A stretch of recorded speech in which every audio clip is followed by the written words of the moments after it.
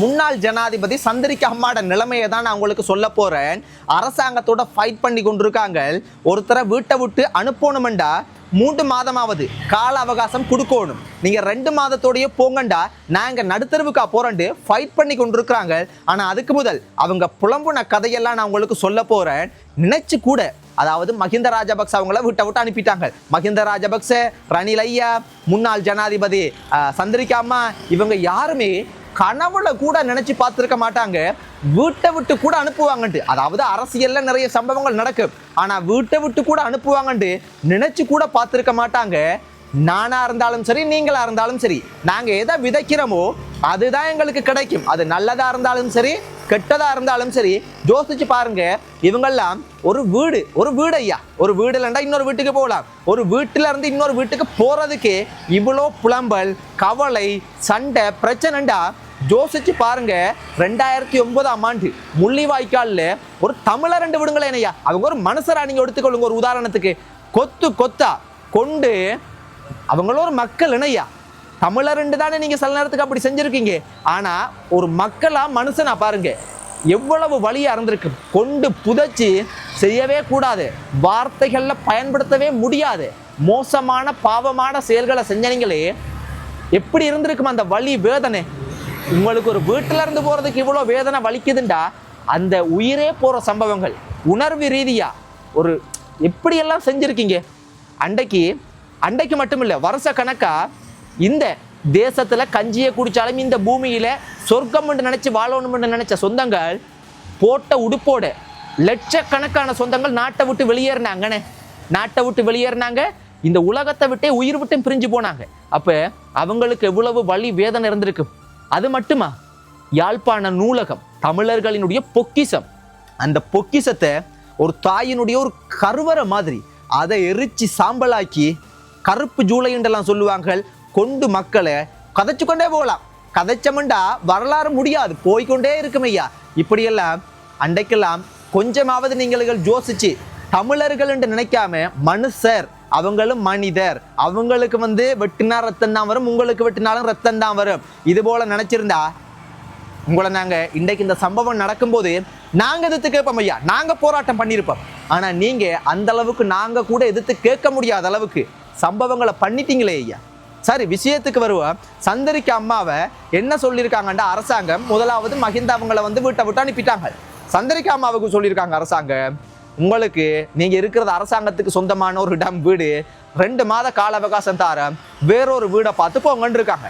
அப்ப சந்திரிகா அம்மா இப்பதானே ஃபைட் பண்றாங்க, 3 மாதம் ஒருத்தருக்கு கொடுக்கணும்.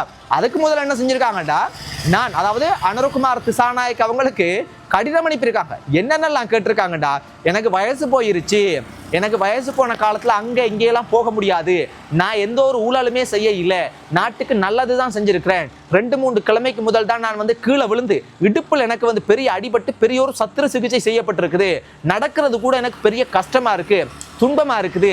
அப்ப என்னைய வீட்டை விட்டு போக சொன்னீங்கன்னா நான் எங்க போறது? இதுலயே அதாவது முன்னாள் ஜனாதிபதிகளுக்கு எத்தனையோ நாட்டுல பாருங்க நிறைய சலுகைகளை கொடுக்குறாங்க. ஏன் பக்கத்து நாடு இந்தியாவில் பாருங்க. அப்ப எனக்கு பெரிய சலுகையெல்லாம் வேணாம், இந்த ஒரு வீட்டிலேயாவது இருக்க விடுங்க ஏன்ட்டு நிறைய புலம்பல், நிறைய கதறல், நிறைய கதைகளை எல்லாத்தையும் அனுப்பியிருக்கிறாங்க.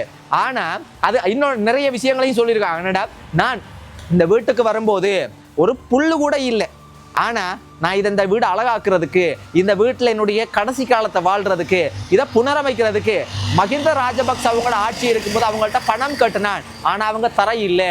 நான் எனக்குண்டு சொந்தமா கொழும்புல ஒரு வீடு ஒன்று இருந்தது, அந்த வீடை வித்து போட்டு, ஏன் அந்த வீட்டுல நீங்க இருந்திருக்கலாம், ஏன் அதை வித்தீங்க?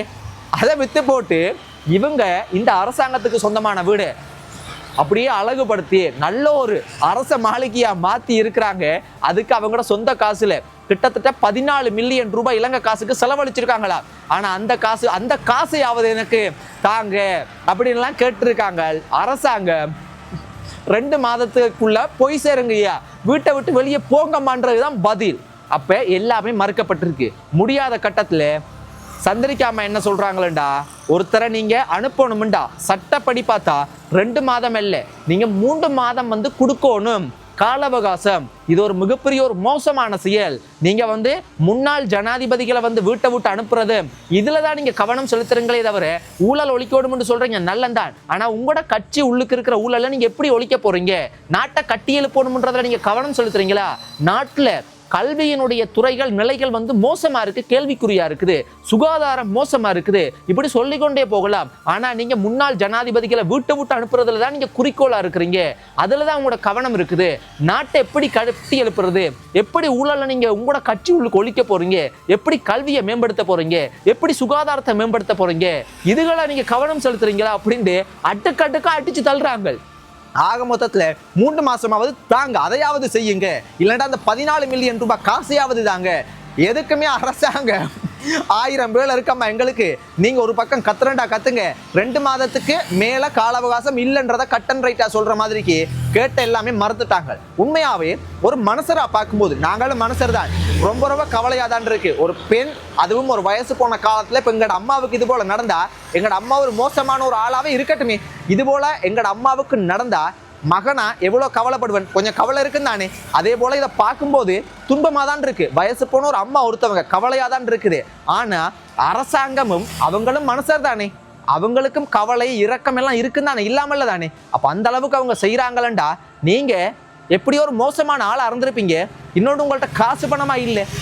இன்னொன்றே அவங்க சொல்றாங்க என்னண்டா, இப்ப ஜேவிபியினுடைய ஊடகவியலாளர் இவங்களை பத்தி, அதாவது சந்திரிகா அம்மாவை மோசமா கடுமையான விமர்சனம், ஆபாசமா மோசமா கடுமையெல்லாம் கதைச்ச காரணத்தினால நிறைய பேர் கொழும்புல சந்திரிகா அம்மாவுக்கு வீடு தர்றதுக்கு பயப்படுறாங்களாம். அப்படி வீடு கொடுத்தா அந்த வீட்டினுடைய உரிமையாளர்களை இவங்க வேட்டையாடுவாங்களாம்ன்ற பயமும் இருக்குதாம்ண்டு அடுக்கடுக்கா நிறைய விஷயங்களை கதைக்கிறாங்க.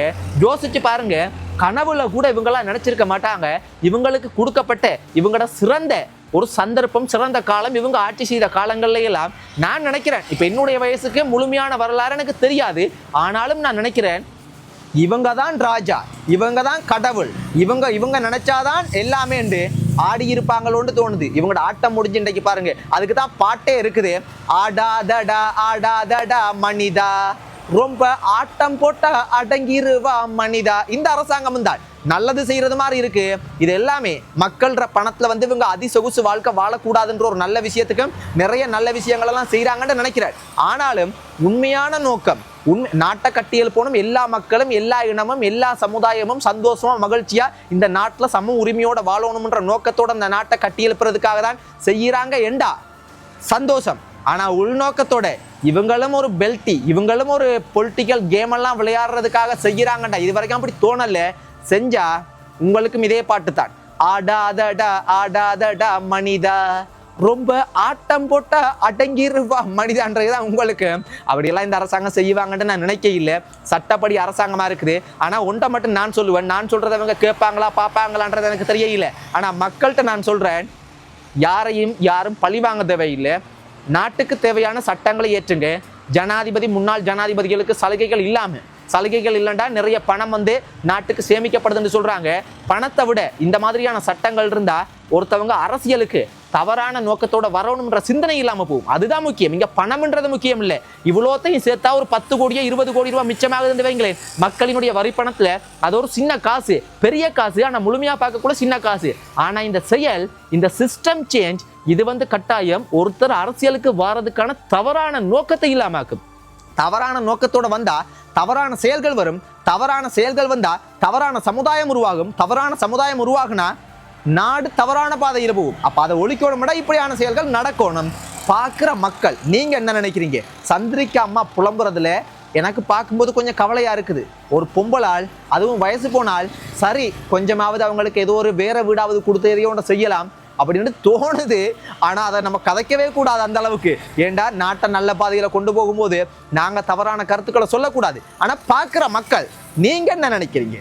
இதெல்லாம் பார்க்கும்போது இதெல்லாம் நல்லம்மா மோசமா, அரசியல் பழிவாங்களா, இல்லாட்டி இவங்க விதைச்ச விதைதான் இவங்களுக்கு மறுபடியும் அறுவடையா கிடைக்குதா என்னன்றதை நீங்க சொல்லுங்க சொந்தங்களே. இன்றைக்கு இன்னொன்று, நாட்டுல நிறைய விஷயம் நடக்குது. இன்றைக்கும் நிறைய ஊழல் நடக்குது, லஞ்சம் வாங்குறாங்க, மோசமான குற்ற செயல்கள் நடந்து கொண்டுதான் இருக்கு. ஆனா கடுமையா குறைஞ்சிருக்கு. ஏன் தெரியுமா?